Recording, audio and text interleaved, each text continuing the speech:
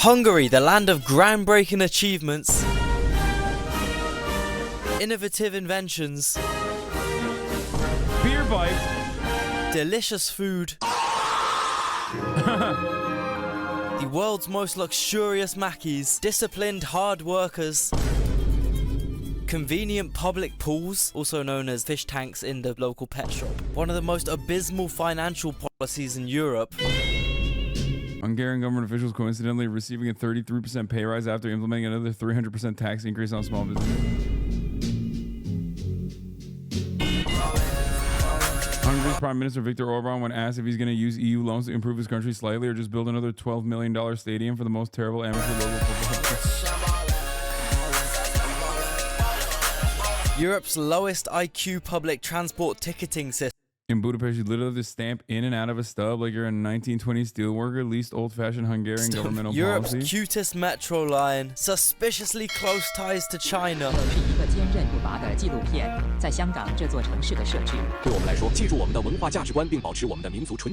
Hungary is also the land of paprika. They use this spice in literally everything. I wouldn't be surprised if the parliament building's roof was just glued on paprika. Yeah, they really make a big deal about the fucking paprika here. That damn pepper is plastered all over the place. And alongside that, Hungary has produced many notable celebrities. Houdini, the Ramones, this dude, even Hank. No way. Magyar Milan? Why I've been to Budapest twice in the last 2 years. I'm saying that like there's anywhere else to go in Hungary. There's absolutely not.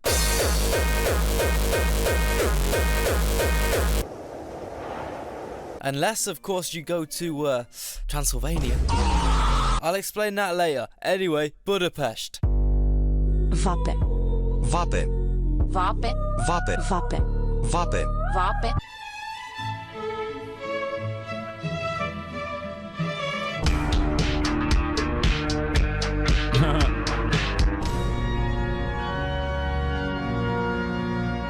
Anyway, Budapest is actually historically two cities, Buda and Pest, with Buda having the famous old landmarks, some of which are honestly phenomenal. I mean, just look at that roof, look at that castle, look at that bastion, look at that old town, look at those 4 brain-dead Brits on a lad's holiday getting scammed into paying 50,000 forint for a picture of him holding an owl.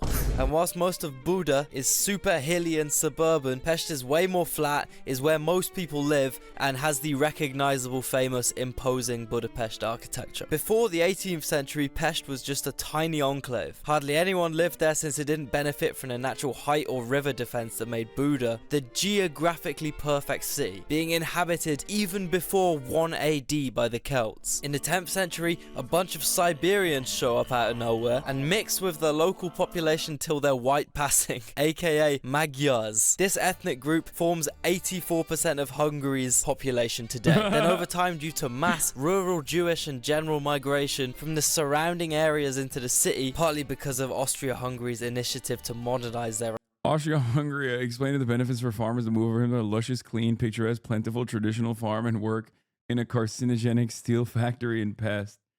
Hasan, please reaffirm that Magyars are Turks? No. I will never say that. They are traitors. Okay? No. Hungarians are not Turks. The one group of people that are certainly not Turks are Hungarians. They think they're better because, oh, we're Christian. Oh, look at us. We're so super Christian.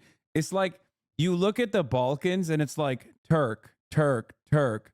Oh, we're super Christian. Don't look at us. Turk, Turk, Christian Turk in the form of Serbs. And then you have Croats, which are also not Turks. Okay? Just remember that. These are the rules. Serbians, also Turkic, technically, even though not Muslim, but still Turkish. Okay? Albanians, the most Turk. No one is more Turkish. I would say almost as Turkish as the Turks themselves. Everyone is Turkish, not Hungarians and not Croatians. Remember that.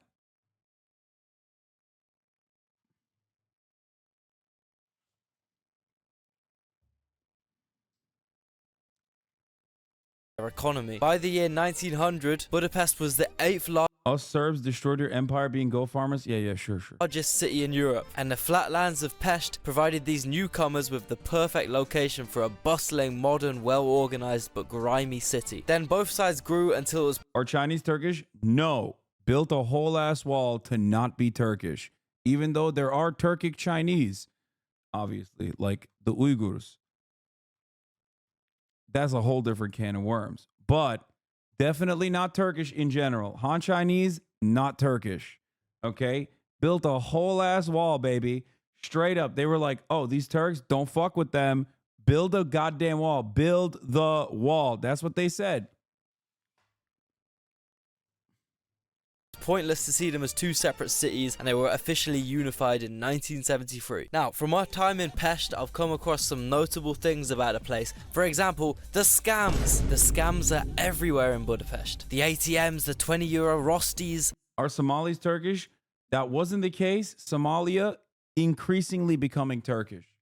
By the way, that's not even a joke. That's literally true, though. Like, actually, Turkey and Somalia are aligned heavily. Something to remember. Literally, like half of the. There's a lot of. That's just a separate point. That's a more modern situation. The classic strip club scam, the public transport ticket scams, the carcinogenic gypsy geek bars. I mean, the city taxis in Budapest are literally a fucking mafia that can get away with robbing and beating up naive or drunk tourists due to them having such a monopoly, being so powerful and having so much influence over the government. I mean, they literally made the Hungarian government ban Uber to make sure they still had a taxi monopoly. Thankfully, though, I do feel like the banning of Uber to maintain a taxi monopoly is pretty prominent in Europe, though. Like in a lot of places. Yeah, see, tam Türkler işte İstanbul taksicileri de aynı Uber'i döverek banladılar. Yeah, this happened in Turkey as well. there is an option if you want to get around Hungary without being scammed out of all your hard-earned cash. Bolt, it's like a poor man's Uber, and you literally have to use this app if you don't want to be ripped off like a certain Filipino dude might have been. So I arrive in Budapest, the brokest I've ever been in my life, thinking, oh, I'm in a cheap country now, cheap cigarettes, cheap beer, things are gonna be looking up. I go to the taxi rink, I go to the first taxi I see, I hop in. I don't know how foreign conversion works, so I just see this meter tick up 1,000 by 1,000 while I'm sitting in the back seat thinking, oh man, I got 20 minutes until I get to my fucking destination. And I don't know how much this money is. I still got it in the back of my mind. Oh, it must be cheap. Inshallah, it's cheap. The best way you can avoid most scams in Budapest is by learning a few Hungarian words. Unfortunately, Hungarian is considered to be the hardest European language to learn and one of the hardest languages to learn in the world. I mean, they literally have a 44-letter long word that roughly translates to "for your continued." Is this a face reveal? Like, is this a subtle face reveal? What's going on? That's weird. Immersion ruined. What the fuck? Behavior as if you could not be desecrated. Thankfully, though, I have a hack to help you learn even one of the world's hardest languages, the online language learning platform. I did not. No, it's an ad. I did not expect him to look like that. He revealed it long ago. I did not expect him to look so baby-faced. italki. italki is an because he sounds like such a fucking freehead, yeah. That it's like you just don't expect it. I don't know. He said she's Swedish so many times. effective online language learning platform where you can take personalized one-on-one lessons with native speaking teachers literally anytime, anywhere. The main problem I had with my French lessons back in school is that we focused on learning grammar and writing perfectly, which is important. However, it can be kind of frustrating when you know how to spell boulangerie, but you can't understand or say any of the essential phrases that would actually come in handy. On italki, however, because it's just you and the teacher, you really focus on your speaking and listening skills as well as increasing your confidence through live interactions. With over 30,000 teachers to choose from, it can be a little overwhelming, but italki has made it easy to filter through and find the right teacher for you. Search by lesson, category, or even where the teacher's from. The best thing about italki, YouTube requires you to show your face to get monetized. First of all, I don't believe that. They're like real life lore. I don't think it's ever shown their face. talkie is that you can pay for each lesson individually. There's no subscriptions, no commitments, and lessons are priced only from $5. You also get 3 trial lessons which are refundable if you aren't satisfied with the lesson. I wanted to show you a bit of my super useful Hungarian lesson with a letter. We focused on pronouncing different letters. And Is that just the length? Yeah. So with the dot this short. Differentiating between tenses. Everything that ends with OK would be this first person. And how to say phrases informally. So that's the more informal version of thank you.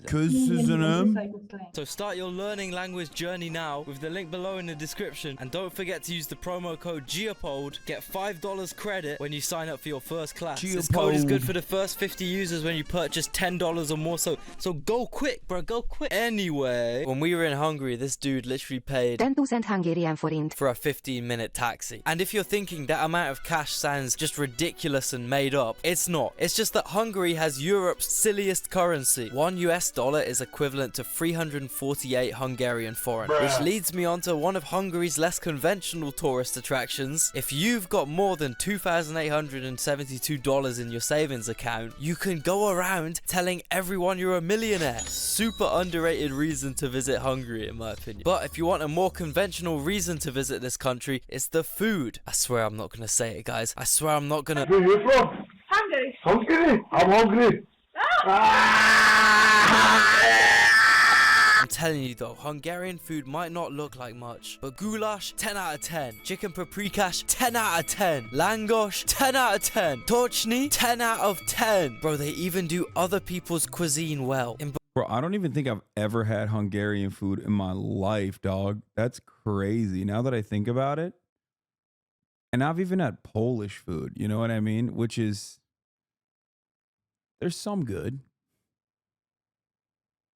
Budapest, they possibly have the best fast food establishment I've ever indulged in. Pizza Me. They basically got like 7 different types of thin, crispy New York style pizza. You get one big slice for £2. The process takes like 30 seconds. They're open till fucking 5 AM. There's always one down the street and they play the hardest fucking gabba hardstyle techno type music in there too.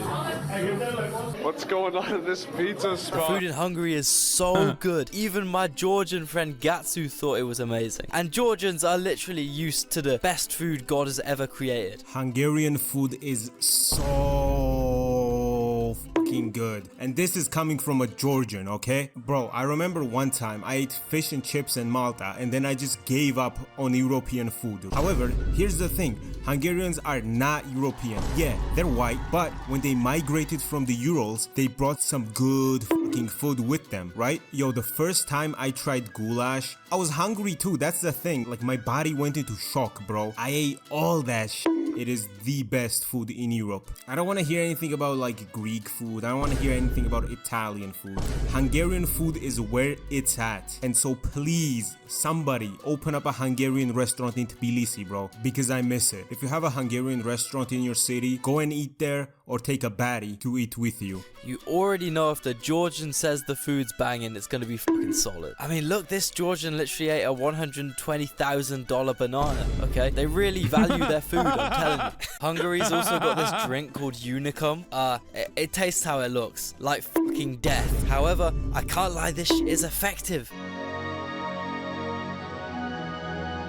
How it feel to be off that Still Unicum? gotta look out for tourist traps in the cuisine field though, or you might get viciously scammed like a certain Filipino friend of mine might have been. I go to this Christmas shop where they're selling all these fancy street foods. I'm thinking, yeah, let me try some Hungarian cuisine. I order this fucking potato slop. It was 20 quid. It was 20 quid by the end. Never trust a Hungarian. Never. Also, you should make sure you don't eat anything dodgy in Hungary. You really want to avoid food poisoning or any other illnesses because the country's hospitals look like this. And the waiting times can literally be a year long. But this is the EU. How could the hospitals be so bad? Especially when the average Hungarian pays such sizable healthcare taxes. Well, mainly because this dude, Mr. Orban, would rather build football stadiums than have a slightly functioning public healthcare system. He has a bit of a problem with hyper-focusing on football and Chinese investment, which is kind of creating some tension with the EU, who he owes us just a small bit of money to. But hey, it's so worth it. I mean, just take a look at these state-of-the-art Chinese buses Budapest has been blessed with. They might occasionally erupt into raging balls of hellfire, all part of the old town experience, baby. Hey, who doesn't love a quick marshmallow roasting opportunity halfway up Castle Hill? Man, this dude is so in touch with his Asian roots. Why do American chuz like Viktor Orban so much? Because he's like anti-woke or something. I don't know. How are you between 25 to 135 billion as a whole ass country's GDP worth the difference? Yeah, he's like, it's pretty funny because he's like, Viktor Orban is a bit like Erdogan as well, an enigma in many ways. I spent half my life thinking I was only a little Hungarian and a lot of Italian, but then found out it was the opposite later on, doubly racist.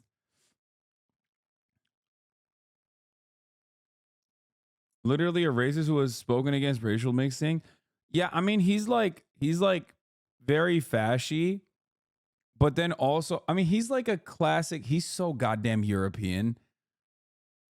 It's like an incredibly European feature to be like insanely fascist, but then also simultaneously just be like rely heavily on the European Union, I guess. But the part that he's like not very European on is that he's like ahead of the curve on being openly fascist. Because European social democrats and neoliberals in general will be, I don't know. I don't,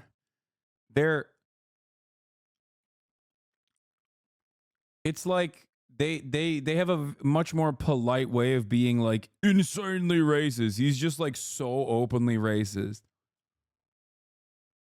He's building Europe's first ever Chinese university, despite Budapest's Macron's like that too. No, Macron is actually a perfect example of like European fascism on the neoliberal side. I would say Emmanuel Macron is Emmanuel Macron in the streets is like Justin Trudeau. Emmanuel Macron in the sheets is like Adolf Hitler, okay? That's the whole point. I feel like, do you guys understand what I'm saying? Like on the streets, he's like, oh yeah, I'm not very racist. Yes, we must maybe take a look at the immigration. But then like behind closed doors, he's like, yeah, we have to kill Muslims. I don't know. I mean, I'm exaggerating, but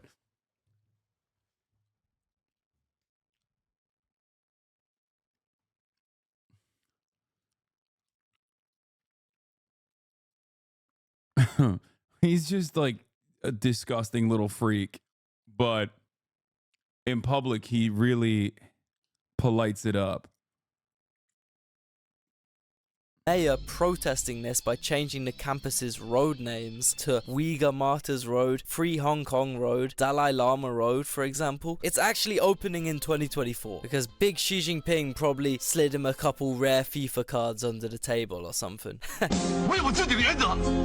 Hungarians in 50 years' time expressing their unhappiness when they officially get annexed as Imperial China's Western. I love this. Yeah, Hungarian politicians are typically like clinically brain dead, weird, hypocritical old heads. I think this news headline should probably explain all you need to know. Oh yeah, the classic. The anti-gay Hungarian politician has resigned after being caught by the police fleeing a 25-man orgy through a window. But how can these obviously crazy dudes stay in power? Oh, great example. Thank you. I mean, his government called Islam barbaric and said it cannot be compatible with French values. Thank you.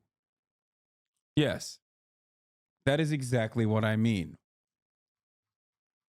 Yeah. When a French person says it, they say it in a way where you're like, they're being quite polite about how unimaginably Islamophobic they are.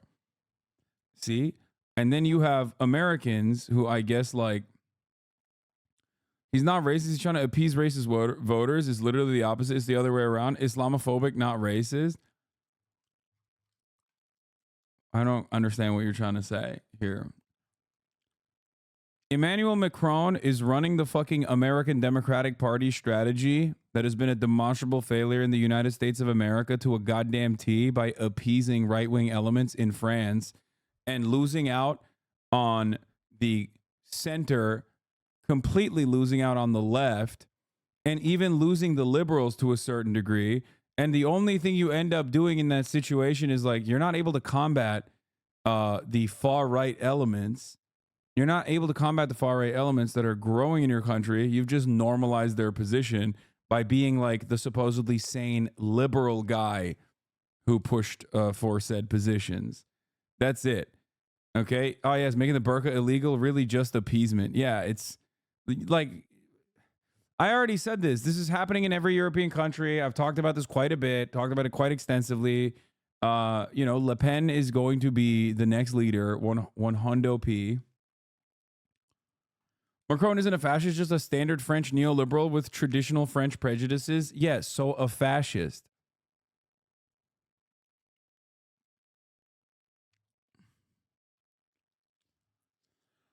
Why is fascism so on the rise all over the world? Well, as the profit rates tend to decline, okay, and we look to squeeze out the what remains, oftentimes from the one, malleable component, labor, to try to endlessly increase profit margins.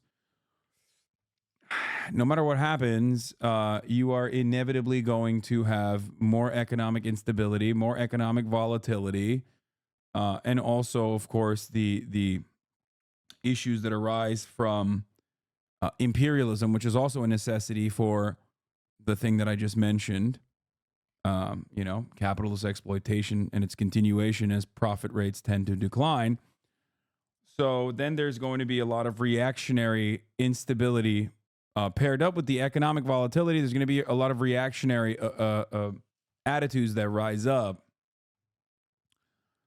And then basically the neoliberals that have been in power in Europe for a very long time, in order to manage the current crisis that is that they're experiencing under capitalism, will turn to more and more fascist perspectives in an effort not to lose power. And they'll say that they're doing this to save face or to appease the right-wing votes and to appear as a bottleneck against an even more right-wing group from seizing power. Because, oh God, if they do, it'll be so much worse.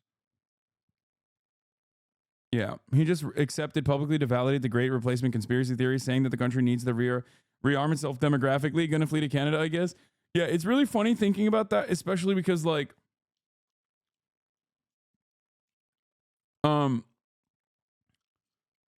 yeah, no, he when he came to power, like, the American liberal media was like sucking his cock harder than his much older teacher wife was sucking his wee-wee when he was probably in an age inappropriate and social dynamic inappropriate relationship. They were just like, they were so on board. Like, they were like, this guy, the liberal savior, he's saving France. And then they did it again in the last election. Okay, why did you remind us of this? I mean, obviously, I'm going to remind you of that instead of the top of the hour ad break, right?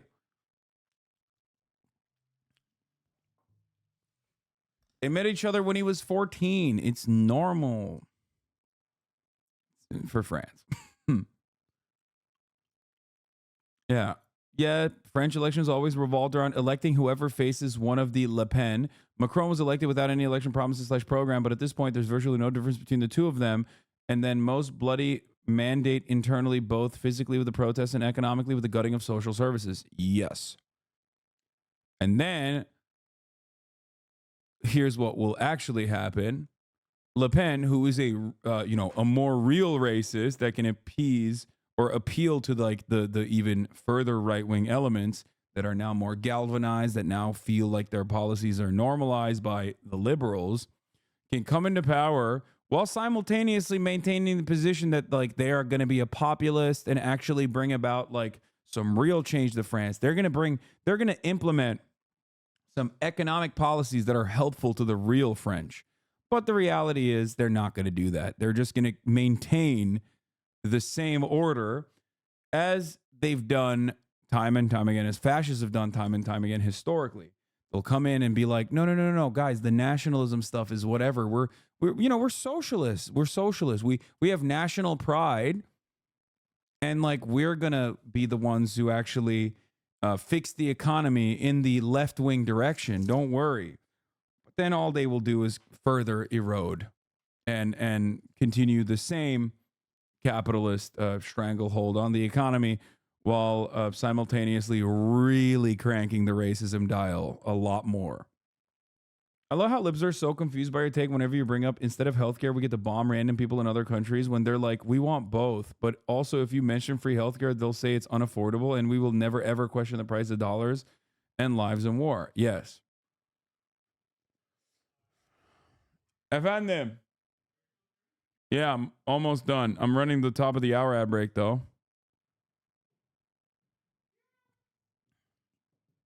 The old rural population.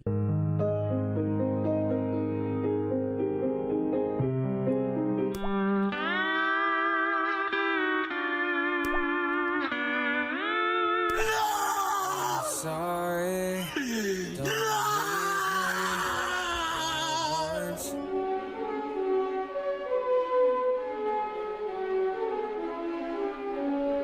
leave me.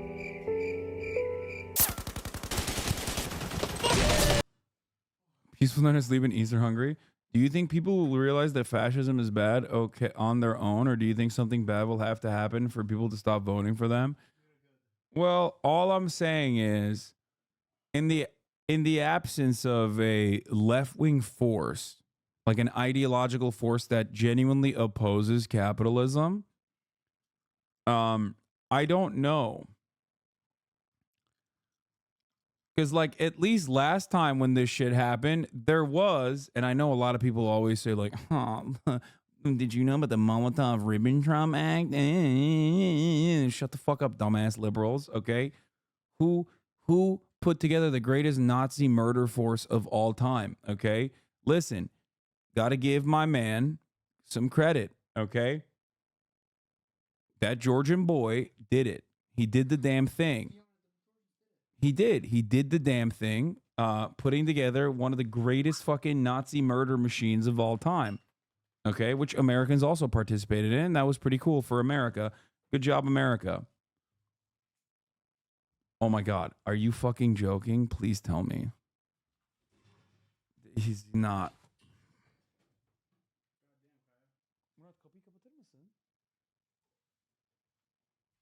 Oh, gate'i kapat sadece. Gate'i. Kapıyı kapamaya gerek yok. Gate'i kapat sadece. No. Stop. Anyway, yeah, all I'm saying is there's no class consciousness to combat the rise in fascism. How are we going to get through this? Yes, that is all I'm saying. You make up what happens. I know history does have a tendency to repeat itself, and unfortunately, I feel like this time around, neoliberalism has been such a perfect complementary fascist adjacent ideology that I don't know. It is completely eviscerated, completely gutted, completely neutered all matter of like genuine proletarian retort.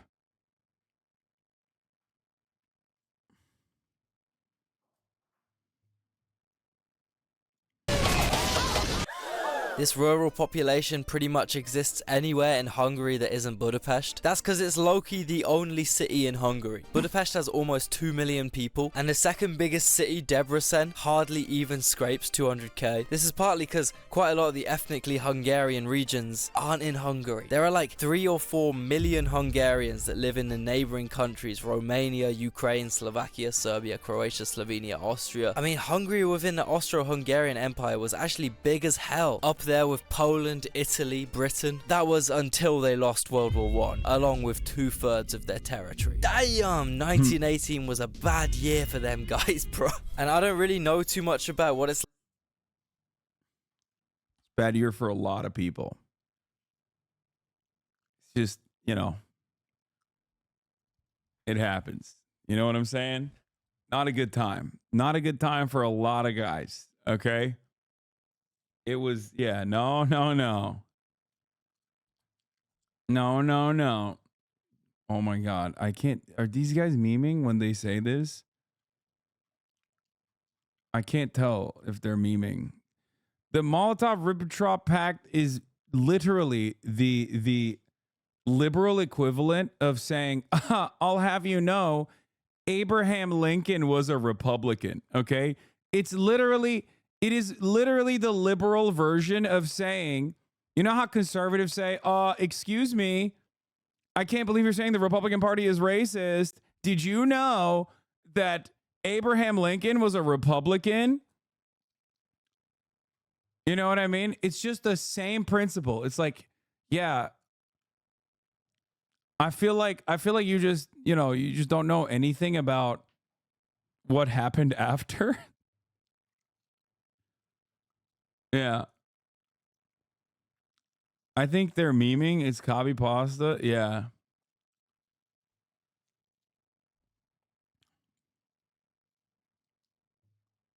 like in these areas because I've never been, but I got Living Ironically to explain it a little further, since he's literally the expert on this subject, being Hungarian Serbian living in Romania. Trinon's main problem wasn't that 1/3 of the Hungarians suddenly woke up in a completely different country. Hell, it wasn't even that Hungary lost 70% of its territory to other countries that just randomly spawned into existence that day. Its main problem was that now, if you wanted to go from Romania into Hungary, the view suddenly changed from this into this.